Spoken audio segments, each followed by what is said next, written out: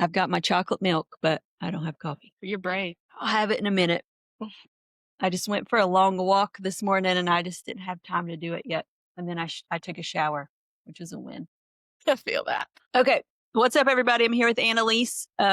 She is our resident AFS expert, and she is going to help us understand a little bit more, I guess, really about ourselves today. And we're going to kind of look at the ways in which we react in situations and what that might tell us about ourselves through an IFS lens. So the word we're going to land on later is protector. But before we kind of get there, why don't you sort of give us, maybe a little lesson in IFS language and kind of a little overview? Yeah. So when we talk about IFS or internal family systems, I always love to tell people to think about the movie Inside Out, because I think that helps if you've seen that movie. And Inside Out 2 that came out recently also does a great job. But this idea that emotions are parts, that they show up for a reason, and it's not the whole of you, it's not all of who you are, but it's just a part of who you are. And then also this idea that you have your self, your core self, or what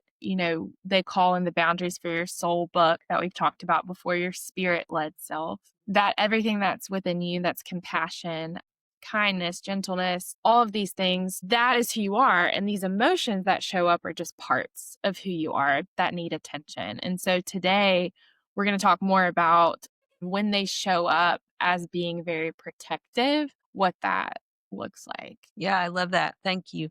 I think about a lot, and I think Kim had this in her book, Boundaries for Your Soul, as well. But it's kind of like, for me, who's driving the bus? Right? Like who's at the control panel in IFS come on, Jessie. What's the movie you just said? Oh, Inside Out. Yeah. Who's at the control panel, but who's driving the bus?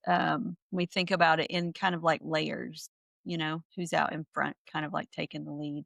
So let's just throw out, I think, as we kind of start unpacking our suitcase, which is something we talk about a lot, probably the first things we're going to notice are our protector parts. Those are normally kind of the front line. And so in IFS language, we kind of break them into two categories. Can you tell everybody what those two categories are and how they kind of differ? Yeah. So we have managers and we have firefighters. And managers are usually the high functioning protector parts that get stuff done. It could be anxiety. It could show up like high achievement. Whereas firefighters kind of put out the fire when things are overwhelming, when it's too much. And so this could be numbing out, scrolling, overeating. And those two things often work together to protect what we call exiles, which tend to be these harder parts of us to access, these little parts, these parts that maybe have these deeper wounds. And so sometimes protectors come out because they are almost like the safety net for these exiles that are underneath. Very good. I love those images of like a manager part, kind of like this administrator in an office. I am putting all the systems in place, the processes in place so that this thing doesn't happen again. And then we have like the firefighters who they come on the scene after the fact, after I've felt the thing. They come on the scene and they're here to take care of everything after the fact. I think a little bit about one example, and this is not necessarily applicable to everybody, but I know we have a lot of parents listening and a lot of like postpartum moms. And so recently I was kind of doing some thinking and some research, and there's not a lot of IFS stuff out there about postpartum. But what's interesting is that, we talk about, and Jessie, you talk a lot about this, anxiety, and even having some of these intrusive thoughts. Being a protector when you're a new mom, you're kind of worried like, oh, am I going to drop my baby down the stairs? Or are they going to be able to breathe in the middle of the night? And that's a natural response that we get as postpartum moms and dads too. And if you don't know that it's a thing, you kind of feel crazy. We talk about this a lot, right? So that is I think, a very raw example of a protector, like a manager. But then also, when we talk about like postpartum depression, sometimes you feel so overwhelmed that that can be a protector, that it kind of shuts the system down of this is too much. I need to numb out right now. And I think that can bring so much freedom to recognize this is just part of me that's really overwhelmed and is shutting down. Right. That language of, okay, this is a part of me that's reacting kind of allows me to not feel so overwhelmed by it. It allows me to kind of take it and look at it now and say, okay, there's this part of me that feels super overwhelmed. I know when I was in my postpartum period, and I had like two or three that were kind of rough. But having those intrusive thoughts, that was really a powerful thing to me to be able to like separate that thing from the whole of me and say like, oh, okay, this is a symptom of my anxiety right now. And I was doing it with my hand, but I got like some distance from it. And now I'm able to work with it. And it's not on top of me and overwhelming me because I'm able to name it as this thing that people deal with. And now, okay, now what do we do with this thing? So I think give the language of parts, I think is so empowering because as we start kind of looking into this suitcase, it's like that first step of like the sorting of the things. We can name something as, okay, I reacted this way, or in the case of an intrusive thought, like this thing popped in. I had this wave of anxiety because my body is in this place where it feels like I need to be protected right now. Yeah, and I was thinking about the other day, I think I even sent you, Jesse, a voice note saying this, but that why do we feel so much better when we know we have hormones in our bodies that are making us act the way that we do? And I think it's Yeah. because it externalizes it a little bit of, oh, this is just a part of me that is going through something chemically, right? And I think that's so similar to what we learn in IFS of, oh, there's a part of me that needs attention that maybe is worried about how to protect my little ones or how to protect myself. Or it may be protecting a version of your younger self that was good in childhood. And so being able to name these things gives some freedom. And it's almost like we have this toddler inside of us that really needs attention, that's maybe acting out and trying to protect, whether that looks like achievement or managing, or it looks like the firefighting, acting out, throwing a fit. But being able to help this part feel seen in the same way that we talk about in attachment, having your kids feel seen allows it to decrease in intensity. Yeah. Okay. So now we're getting somewhere with it, right? Like, and let's before we do this, I want to kind of go through a little bit of the process of kind of getting to those deeper things. But I think sometimes we can just have this assumption of like, I'm messed up, I'm broken. This is how I am. This is like how I react. Instead of having kind of this growth mindset of, okay, no, you're not broken. You're protecting yourself. Now let's look at the ways in which I'm showing up and protecting myself, and let's kind of work that back to see what I am actually protecting. And so you're talking about I could be protecting another part of myself that is maybe 6 years old and felt some kind of way. And so now, even in my adult life, I'm showing up like I've got to manage all of these things because there's still this 6 year old part of me that's working for the approval of a teacher or a parent or whatever. Right. So, talk a little bit about that process. Yeah, I mean, I think that what you said is so good because it is sort of this recognition that it's not just I'm messed up, I'm broken, this is how it's always going to be. It's compassion towards this Mm. younger part of you that didn't get what it needed in whatever way, right? And that allows you to remove some of that shame so that you can work with that part. I think it's similar to what we talk about in some of our parenting classes where we say, you are this, you always say this, Jessie, this bowl, this pillowy bowl for your kids. You're this container. And if you sort of like shame them into behavior, like that's not going to really build a Right. relationship and attachment with them. Or if you act like it's not there, that's not going to help either. And I think it's the same with these younger parts of us of like we are learning how to meet ourselves in what we didn't get. And that comes Mm, from developing that compassion, that sense of being with self, which can be hard to do if it feels like so intertwined with who you are, like something's wrong with me. You've always thought this. It can take time, I think. yeah. Yeah.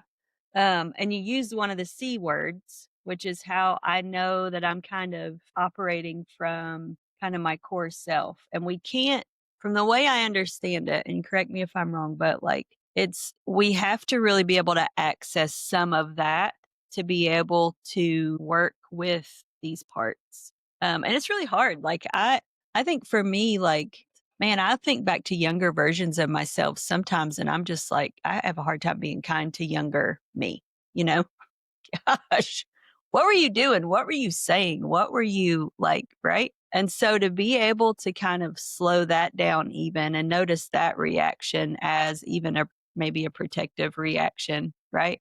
To get to like more talk about how do I know I'm operating in my core self, or as believers we would say our spirit led self. Like, how do I know I'm operating from that place to Yeah. be able to reparent myself a little bit? Yeah. Well, you mentioned the one of the C words. There are 8 C words and it's, courage, clarity. I'm not going to list all of them because I'll leave one out inevitably. But Mhm. as believers, we talk about like the fruit of the spirit, love, joy, peace, Yeah. patience, kindness, goodness, faithfulness, gentleness, self-control. Like those are Right. the ways that we know okay, this is the spirit within me, or this is my core self. And if it's not that, then it's a part, and it could be if it's really hard to bring compassion to that 6-year-old self.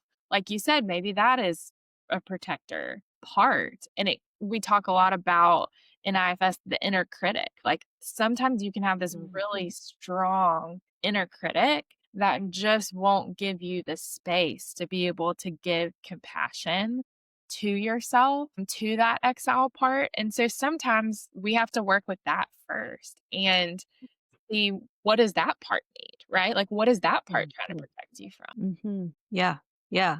I love that, the naming of the parts. And I think too, like, I love in Inside Out how they show kind of how more parts show up across the lifespan too. Like not only does like the control panel change when Riley hits, those kind of preteen years, but we also see now anxiety come on the scene, and anxiety really wasn't there before. And so now there's this new kind of player in the mix. And, you and I've talked about it with motherhood. Like there's another control panel that comes in now. Like there's that great, I don't know if it's a book. I think it's a book, The Birth of a Mother, Birth of a Child, Birth of a Mother, something like that. It's true. Like there's a birth of a mother when a baby is born, and there's like an identity change a little bit. There are just life filters that change. And when that happens, I think too, parts of us kind of get stirred up a little bit. Like when we start parenting humans, we think about naturally the way that we were parented. And there are lots of things now that we have the opportunity to work with that maybe we didn't have access to before. That's so good. And yeah, the idea, I think that brings so much freedom. The idea of there might be new parts, coming out, or maybe parts that were there, but you aren't thinking about until you've become a parent, that it is triggering some things. Or sometimes we see, like with clients, like if you are a parent, whenever your child reaches a certain age that you experience some sort of trauma, that can bring up a lot in you as a parent, right? Right. So just the idea that there are a lot of different parts. And one of the things in IFS that we talk about is called unblending. So sometimes you may think, okay, this is one part, but really as you're working with it, it's like, oh, actually this is multiple parts of me. Like there's a layer of this anxiety here, but there's a layer of, whatever else it is too. So Yeah, yeah. That's really good. And I bet you too, like the more you do this work, the better you get at it, at like kind of recognizing like your internal attunement probably gets better, I would think. Do you see that? So, I hope so. I think it sometimes can be hard for me to explain to clients because it is kind of a weird, like, woo-woo to some people. They're like, "You're Right. saying I have all these parts in me," But then when they get it, they're like, "Yeah, this age of me is coming out right now." And I love when they start Mm. talking about, like, I was talking to my anxiety part the other day. So I think Yeah. you're more aware of a part that comes up, Mhm. which is cool to see. Yeah, I love it. I just think there's such an overlap with internal attunement leading to then being able to be more attuned to other people. Yeah, and I think, one thing that Kim and Allison talk about in their Boundaries for Your Soul book is dealing with difficult parts of others. And I do think, yeah, this internal attunement allows you to do that. And I also think sometimes it can be difficult for clients to access that compassion towards themselves. So Mm, sometimes I'll kind of do the reverse of like, who is another person that you could show this compassion to? Whether mm, one of your children, or maybe you don't even have a child, but what you would want to say to your child or your best friend. And sometimes I think that can be helpful of the attunement that you've almost experienced from others when that feels hard to mhm. access for yourself. We have this inner critic that is so kind of ruthless with us. And there are things that we say to ourselves that we would not like say to anybody else, you know? And so just to bring awareness to that of, am I being compassionate and kind to myself? My favorite C is curiosity, and I think that that's kind of the gateway C, I think, for a lot of people. If it's hard to be compassionate, if it's hard to even look, if it's hard, and there can be with this like, and with therapy in general, I think kind of this myth of Pandora's box. It's Mhm. going to be I don't want to look because it's going to be too much, which could be what would we call that? A A protector. part, probably. Right. Right. So there can be even, these parts that kind of come up that are afraid to go there and look, right? But I think to even start practicing, did we talk about this on the voice note? I think we did. Maybe talk about like even practicing curiosity, like flexing those muscles, or maybe all of the C's, like training those, I think for people is good. Like, okay, I'm having a hard time like being curious. Okay. Can you be curious about being curious someday? Can we practice like compassion in ways that don't seem like so high stakes, you know? Like little ways to start going about that, like baby steps. I like how you said that. Can you be curious about being curious? Because, one thing I was thinking, Jesse, when you talk about curiosity is it reminded me of, Jesus. We see in the Gospels, he's asking people, like, what is it that you want? And he knows, like, Mm, he can read minds, but he's almost inviting them into this curiosity. mm, I think about, like, yeah, the woman at the well. He's asking her, and he knows. He said, "You've had 5 husbands, like, the man you're living with now is not your husband," but he's inviting her to be curious of, "You're looking for living water, something deeper, and the ways that you're doing it, uh, are not the ways that bring living eternal life." right. I think it's freeing to be able to see Jesus doing some of these things because it gives you that permission of the Lord is inviting me to be curious about these things. That Mm, it's not just we're going to pull at this thread and it's going to be Pandora's box and I don't want to know. But there's a protector that maybe doesn't want me to know. And can I be curious about what it would need to be able to know and be more curious? mhm. Tell me more about like even that question of what would it need? So what are some things that our protectors kind of need? What do you mean by that? Yeah, well, I think, some of it is what do they need to feel maybe safe to be able to kind of let let down their guard or let down the protection, because I think about this image of like they're, kind of putting up these walls, right? Of like, don't go here, or it's not safe to feel this exile part, right?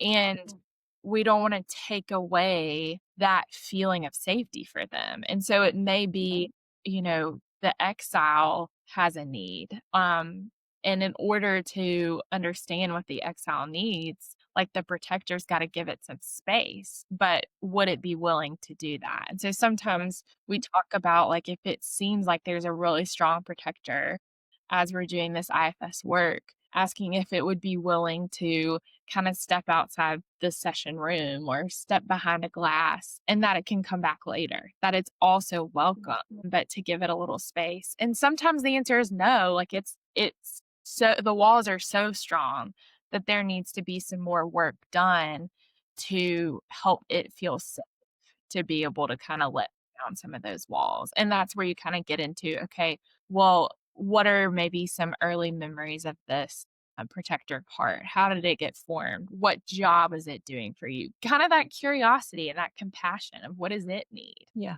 Yeah. This is silly, but what's coming to my mind right now is IFS therapy almost seems to me like it's like a mechanic. You know what I mean? Like it's like my car is like doing something, but my entire car is not like broken, right? But there is something that I need this mechanic to work with, one part of it in the engine. And yes, like there could be like a few things, but it's almost like with these parts, you work with one thing at a time. So you're going to work with the carburetor. I know nothing about cars. You're going to work with, yeah, no, I'm just naming things. But it's like when someone works on the engine of a car, they're not working on the whole engine at a time. They're working on like this piece and then this piece and this piece. And I think it really brings a nice like pace to therapy, because it's like, okay, today we're going to work on that protector part a little bit. We're going to sit and be curious with that protector part. We're going to have this one piece that we're it's almost like a little into the pool um kind of entry, you know, into therapy, I think. And I think, to kind of take your analogy one step further, I think you can do this work on your own and it can be really beneficial. But I think coming to therapy is like when, you go get your car looked at and they plug that thing into it. I don't know what it's called, but it tells you these are all the things that are going on, Yeah. And so I think having another person be able to help you walk through that is almost like the Yeah. mechanics little tool that you have to be able Yeah. to unblend some of these parts and name them. Yeah. Yeah. And then you even take it another step with like the engine, but like, and then as you go through this process, your engine is running more smoothly in the world, You're not having all of these like glitches and you're not like, you find that you're less reactive. You find that you're able that we talk about that window of tolerance, but you're able to kind of navigate situations in a different way than you were before. I think it does really take so much practice too to be able to have that feeling of I'm in self right now. I am curious and compassionate and I have clarity versus a part is coming up. And people tell me all the time in therapy, okay, I believe these things to be true, but I don't feel that. And that's okay, that it is a process, almost like sanctification as a process. Like, but we can bring our difficult parts before the Lord and say, I'm working Mhm. on this, but it still feels like it is reactive. It still feels like a toddler that's screaming. And Lord, I need you to hold this right now. Yeah, and he does. Like I think that's a beautiful thing is that that's the attachment piece of all of this is like he already holds all of our parts. And we have an invitation to just like go deeper and deeper and just bring these wounds to him. Just I mean that's the beautiful part of getting to walk in relationship with the Lord is like I get to really spend the rest of my life like having a really great dad like with me that is going to guide me. And every time I am triggered or something comes up, I have the opportunity to be curious about that part of myself, go in and then go up and then give it to the Lord. Just give it to him. Invite him to come near to it. Yeah. I think about at the end of sorry if this is a spoiler for people, but at the end of Inside Out 2, when they give her tea, Yeah. and put her in a chair and she's just relaxing. And they're like, "Hey, we might need you, later for a school assignment, but like you can kind of chill out a little bit." Right. And Right. I have gotten so much mileage out of that with clients because, like, what does, like, that look like for your parts right now? And I think about as we're talking about it right now, like, when the Lord comes to, Elijah is like, "Lord, this is in 2 Kings 19, I think, or maybe it's 1 Kings. Anyways, but Elijah's like, "Lord, I can't keep doing this. Like, I want to die." And what he gives him is he gives him a snack and a nap, and then he wakes Mm. up and he's doing better, right? And, like, that's Right. very much abbreviated of the story, but just these parts that, like, the Lord wants to care for us. He desires for us to draw near to him, and so this image of not just, "Why can't I get over this anxiety?" but, "What is this part of me like, what does it need right now, and how can that feel less intense?" Just that, like, that parenting piece is beautiful. And I think about that image a lot of, like, when something comes up for me to take a second to go in and be curious, which is hard now. I am normally a fighter. Like, when things get heated or when something happens, like, I'm not really a flyer. Like, I'm ready to, I get myself in trouble sometimes, but it's hard for me sometimes to pause and go in, but to take the time to pause and go in and really calm your nervous system down a little bit, like we talk about, to go in that internal attunement, be curious about, okay, what's coming up for me right now? And to be able to start naming those things and then to go up and then to just bring those things to the Lord and then to go out, like in, up, out, kind of that picture has been coming up for me lately. Yeah, I'm glad you said that, Jesse, and I'd love to know if you could speak to, like, what does it look like for you when you're regulating? Because I think you bring up such a good point of this work is gonna be really hard to do if you're dysregulated or if you're in fight or flight. And so what does it look like? I know it can be different for everybody, but to give people some ideas of tools to calm your nervous Mhm. system. Yeah, I think sometimes I actually saw this in a group I'm in, like a Facebook group for therapists, one of them, and I can't remember which one, but I thought it was a great concept. And it's something I've heard in the past and talked about, but it's like sometimes we think we just have to like breathe deeply, or whatever. But there are some things like, especially in the fight, like if we think about, and they've kind of reframed, so and we should have this, but we have more words now. So we have fight, we have flight. They've kind of changed fawn a little bit, and it's more like descriptive of what that is, which is good, I think. But if you are in fight, sometimes you need like an energy release. Like you need to go through that. Like we're not living in a world anymore where like legitimately I have to stand up and like fight for, fight this tiger off or I don't know, whatever, right? But I've got to still move through the fight. So for me, I've got to get my body moving.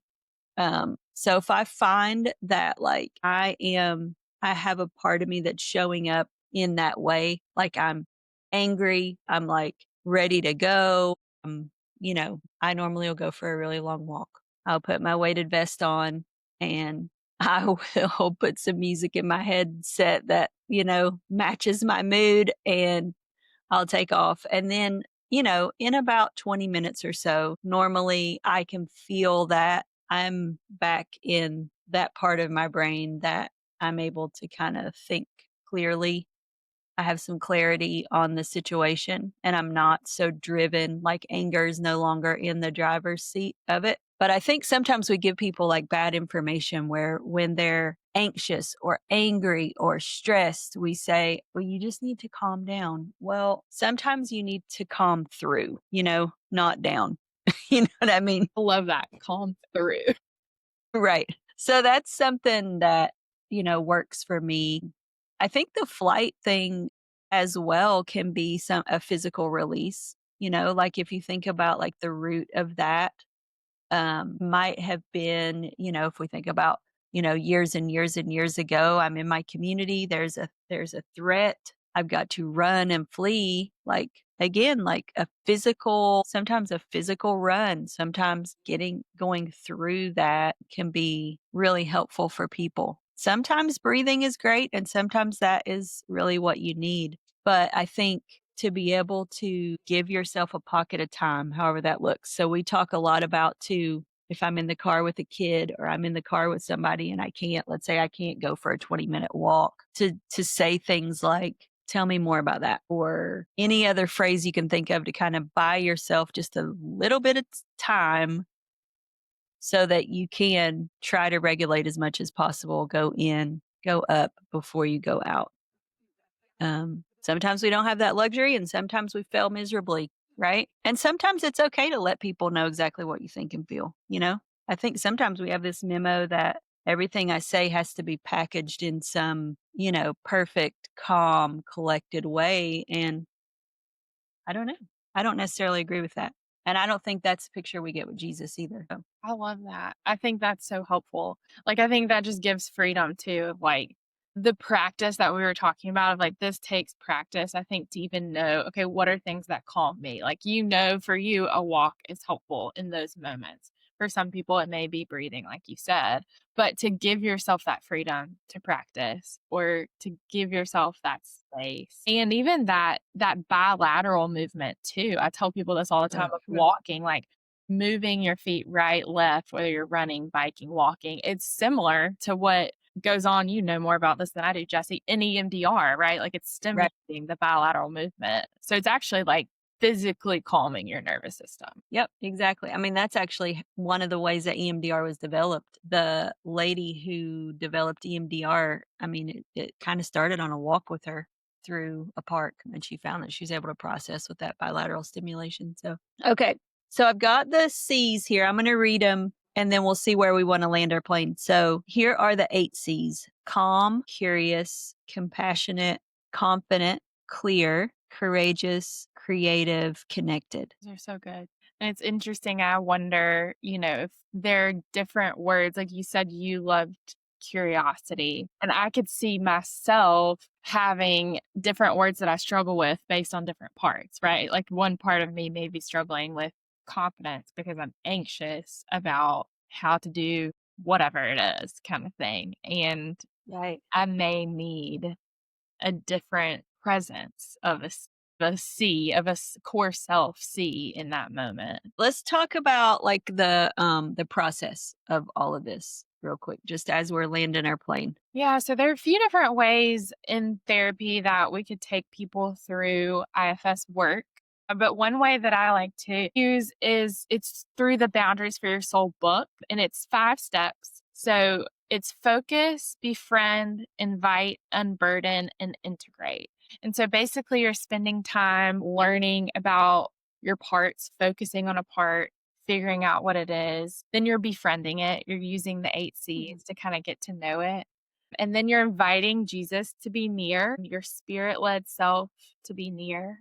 And then you're spending some time unburdening the parts. What burden have they been carrying? How would they like to release it to Jesus? And then sort of integrating the parts back together. And this is something that can, take certainly a whole session, but multiple sessions, even just on one part. Or sometimes it can go faster too. Yeah, that's good. My mind's even going to the images that we get in Inside Out. And I think there's a beautiful picture of integration there at the end. We see like anxiety, like running around the thing. And then there's this beautiful moment at the end where anxiety gets invited into kind of the group. And we see kind of this unburdening happen. And we see this like anxiety gets, I can't remember what Joyce says. It's basically like releases anxiety of this pressure of having to like control everything for Riley, you know? And then we see this moment of anxiety coming into that group. And we just see that beautiful integration moment. And then what's beautiful later is you get to see Riley kind of, I think, operating from her core self when she calls one of the parts to the control board, you know, like she calls Joy to like come and play soccer or whatever, play hockey, you know, that's a beautiful moment of that, I think. And I think sometimes we do have this idea that we need to like kick these protectors out. And, you know, there's a place for all of our parts and to remember that. And I think that movie really does a great job of showing us that. You know, they don't kick anxiety out of the control tower, they integrate her into the whole. And she gets to play, like, I think of it as I used to always give this picture of an orchestra, you know, and sometimes we have like an instrument that's playing a bit out of tune. And so like it's not that we kick out, you know, the violin that's playing out of tune, we help it to play in tune. And then when it is, like we get a much more rich, full like symphony experience, right? We wouldn't have had it otherwise. And but the one doing the conducting, that's our spirit-led self. And so I think this is really I just love this therapy so much as even just a foundation for understanding yourself. You know, I started both of my teenagers in therapy this summer, and it was really important to me that they were doing IFS.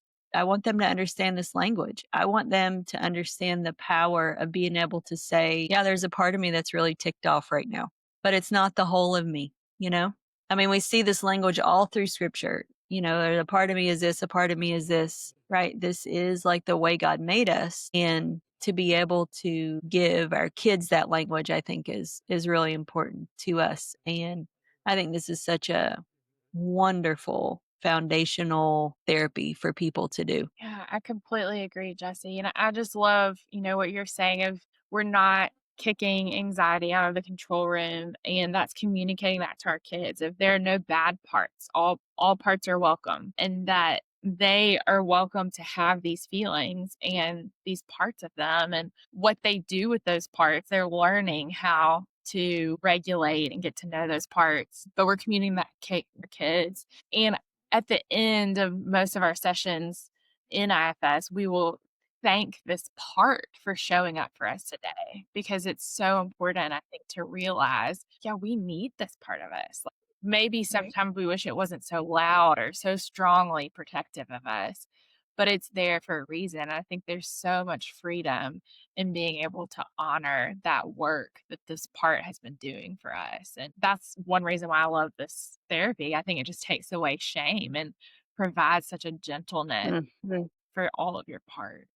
Mhm. Yeah, I love it. Okay, so thank you. That was great. Thanks. Yeah, I love hanging with you.